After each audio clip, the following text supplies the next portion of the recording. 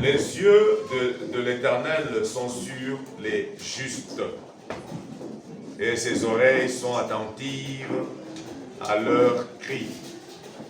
L'Éternel tourne sa face contre les méchants pour étranger de la terre leurs souvenirs. Quand les justes crient, l'Éternel entend et il les délivre de toute leur détresse. L'Éternel est près de ceux qui ont le cœur brisé et il sauve ceux qui ont l'esprit dans l'abattement. Amen. Amen. Amen. Malheur, malheur, malheur. Malheur, c'est... On parle de malheur comme une mauvaise fortune, l'adversité et la calamité. Amen, amen. Amen. Amen. Amen. C'est-à-dire, il y a des choses mauvaises qui peuvent arriver. Tu peux te retrouver dans l'adversité. C'est-à-dire, tu te retrouves que ce que tu fais, c'est le contraire de ce que tu devais vivre. C'est un malheur. Amen, amen. Amen. Alors, on dit, le malheur atteint souvent le juste. Les mauvaises choses atteignent souvent les gens qui sont justes. Et c'est pourquoi les justes souvent pleurnichent parce qu'ils disent, mais nous sommes justes. Ce que nous faisons, c'est juste. C'est ce que Dieu parfois demande. C'est ce cœur-là que Dieu veut. Nous avons un bon cœur. Nous faisons des choses justes. Mais le malheur vient nous frapper. Vous avez compris? Je prends un simple exemple de lui, l'exemple de Job. Amen, amen. Job est là. Job fait des bonnes choses. Amen, amen. Il a peur de Dieu. Il craint Dieu. Il n'aime pas que le malheur atteigne sa maison. Même s'il fait des bonnes choses, mais il arrive à un moment donné, il perd tout. Il y a un désastre, il y a une calamité. Alléluia. Amen. Amen. Amen. Vous avez compris, hein? Amen. Et le malheur là, ça atteigne souvent les choses. Même Dieu connaît ça. Dieu le sait. Amen, amen. Amen. Mais ça atteint qui? On ne dit pas le méchant. Quelqu'un comprend? On ne dit pas que le malheur atteint le méchant. On dit le malheur atteint le juste. Parce que le méchant, lui, il est déjà dans le malheur, il est déjà engorgé dans le malheur. Quand quelqu'un souffre, à un moment donné, il va trouver que la souffrance est normale. Quand quelqu'un est dans le malheur, vous avez compris? Il commence à trouver comme si le malheur est devenu normal. Celui qui est méchant, il est déjà dans le malheur. Il trouve que c'est normal. Vous avez compris? C'est pourquoi on ne fait pas cas d'eux. Parce que l'objectif de Dieu, c'est quoi? La Bible dit, Dieu, il est là, c'est pour faire quelque chose. Amen, amen. Qu'est-ce que Dieu veut faire? Il dit, l'Éternel tourne sa face contre les méchants pour retrancher de la terre leurs souvenirs. Vous avez compris? Il n'a pas un problème avec les méchants là. Il sait qu'il est en train de les détruire progressivement pour effacer leurs souvenirs. C'est-à-dire, un méchant, à un moment donné, on va même oublier qu'il avait existé. Tu comprends? Amen. Donc, ces méchants qui savent qu'ils ont un problème direct avec Dieu, ils fournissent aussi des efforts pour aller atteindre ceux qui sont justes. Même si tu es juste dans ta propre maison là, le malheur viendra. Pourquoi? Parce que ceux qui sont déjà dans le malheur ne vont pas accepter de te voir étant juste.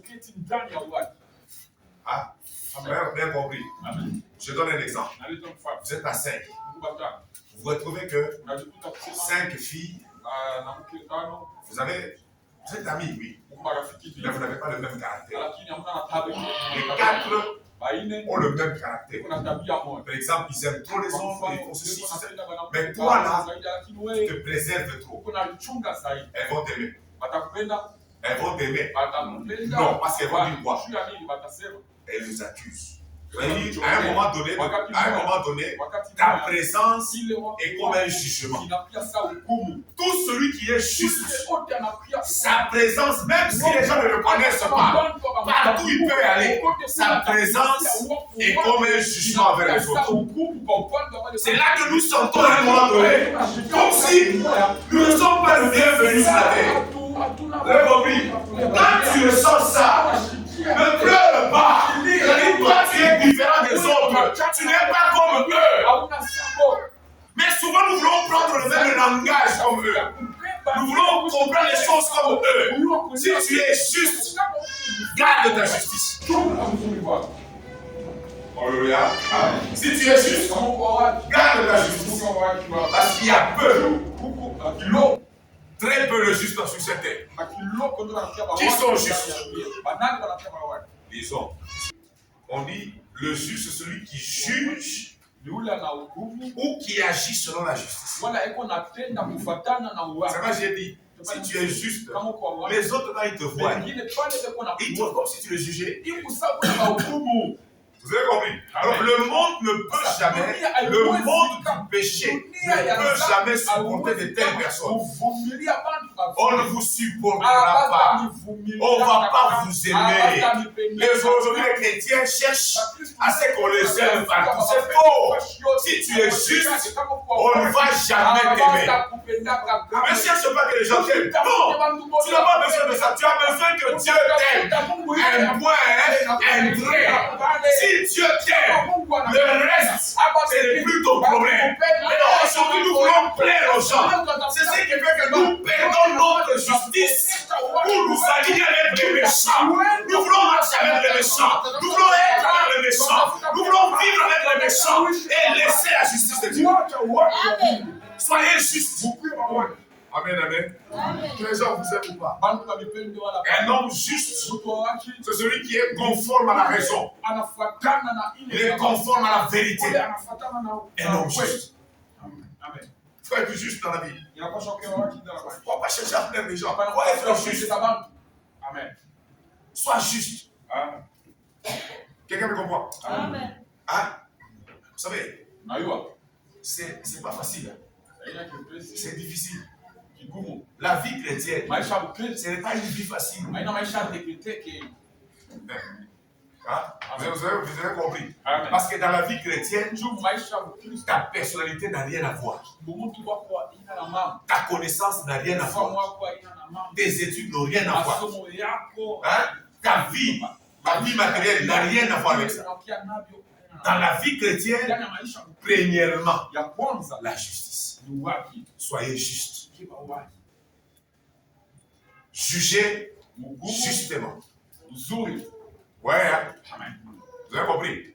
Quand un juge n'est plus juste, il n'existe plus de loi. Vous avez compris? Pour vous, Dieu vous a amené sur la terre. C'est pour que la loi existe. C'est pour que les gens voient au travers de vous la loi divine. Et tu es une personne, mais tu es une loi de Dieu. Quand quelqu'un te voit, lui-même sent que je dois dire la vérité. Combien disent la vérité? Combien marchent dans la vérité? Combien exploitent la vérité? Combien? Si tu te retrouves devant un cas, là où il y a ta fille propre, la fille de ta voisine et ta belle-sœur, vas-tu juger normalement, avec toute équité? Tu vas le faire? Non. Il y aura toujours un penchant, n'est-ce pas? Tu auras besoin d'acquitter, beaucoup plus de chercher à acquitter ta vie. Acquitter qui? Ta soeur, n'est-ce pas? Ou ta fille propre. Tu as compris? Soit Voilà. tu essaies de la quitter, Unatafuta kuondosha mwanzo. soit tu l'enfonces. C'est ça. Mais quand tu veux l'enfoncer, c'est pour que tu montres aux autres que tu n'as pas eu de pitié envers elle. Mais ce que tu fais là, c'est la justice. Ce n'est pas la justice. Amen. Ah, Amen. ce n'est pas quoi? Haina nini? La justice. Haina haki.